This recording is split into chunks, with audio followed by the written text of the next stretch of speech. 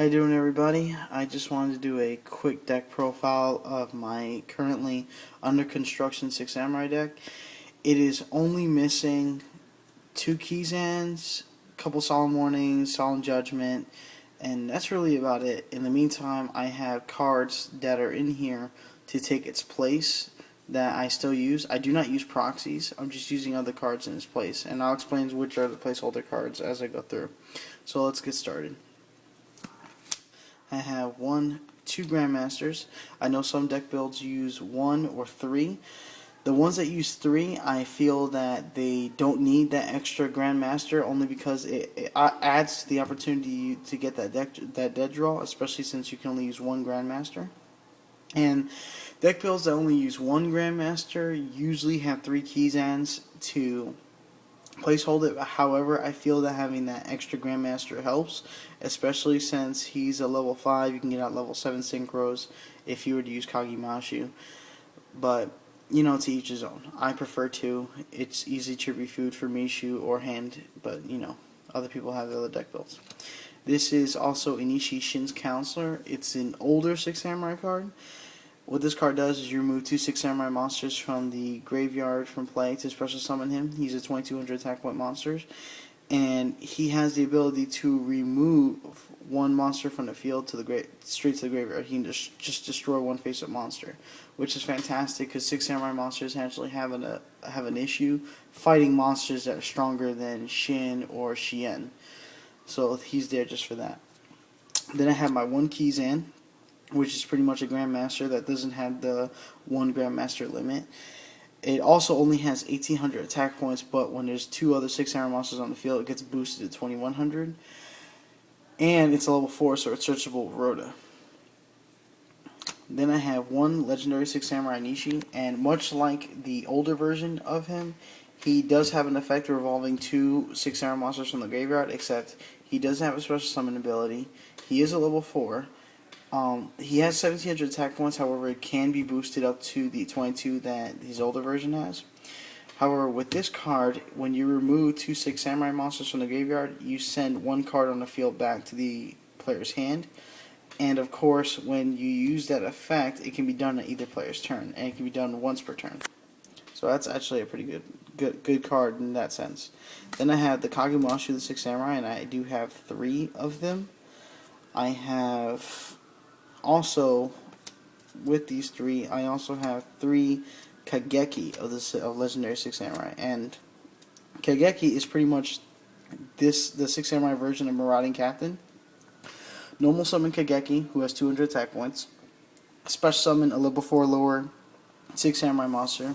Could be any monster from Inishi, Zangshi to Kagemashu, which is actually the effect, the combo. You summon him, special summon Kagemashu, and then synchro.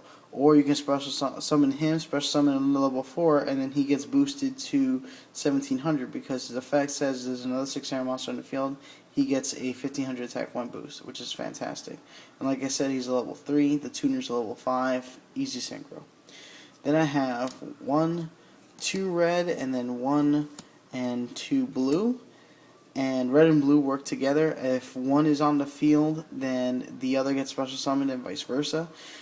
And red, which is actually Legendary Six Samurai Mishu, is just a younger version of Hand of the Six Samurai, except Hand of the Six Samurai can use her effect multiple times per turn and only affects monsters. Mishu affects any card in the field but can only be used once per turn. And Shinai, which is blue, if he were to use, or if he were to be tributed for a monster, or attributed for any reason whatsoever, he can be used as a warrior returning alive, and he can grab any Six Samurai monster from the graveyard as long as it's not Shinai and add it to the hand, which is fantastic.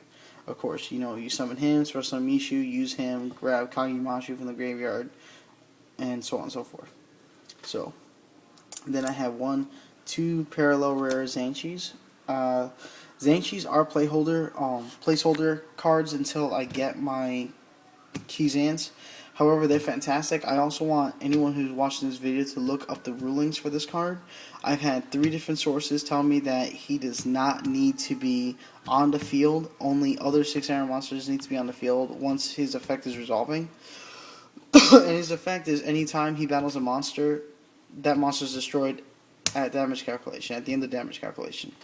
So I feel that if he's being destroyed as a result, like for example, he's fighting a Stardust Dragon, I take the damage, he dies. Stardust Dragon is just technically supposed to be destroyed according to the ruling. I don't believe with that, but however, if someone could explain to me how that works, I'll be more than happy to love this card even more than I already do. But in the meantime, I just need an explanation. Now, Hand of the Six Samurai is a older Six Samurai card.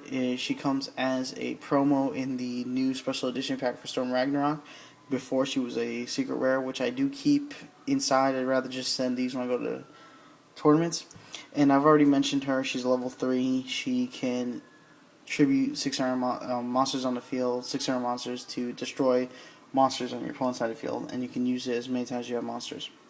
Now, I have one gateway. Everybody knows what gateway does. If you don't, anytime you special summon a monster or normal summon a 6-armor monster, special summon a 6-armor monster, it gets 2 Bushido counters. At 2 Bushido counters, it can increase the attack of one of your 6-armor monster by 500 points. At 4, you can sack the 4 counters to search your deck for a legendary 6-samurai monster regardless of level. And at 6, you can special summon one Shin Effect monster. Shi N is not a Shin Effect monster. That's a legendary 6-samurai Shi space N. I'm dead serious, that space makes a difference. You cannot use this effect to get legendary 6-samurai Shi N from the graveyard. Then of course I have Temple of the Six, which is a perfect mirror match card. Anytime a 6-samurai monster is normal summoned or special summoned, you put 1 Bushido counter on here. For every Bushido counter that's on this, your opponent loses 100 attack points for their monsters. Also, this card is a very cheap way of getting rid of Necro Valley. Necro Valley gets played. Okay, I play Temple of the Six. Automatically destroys the field card.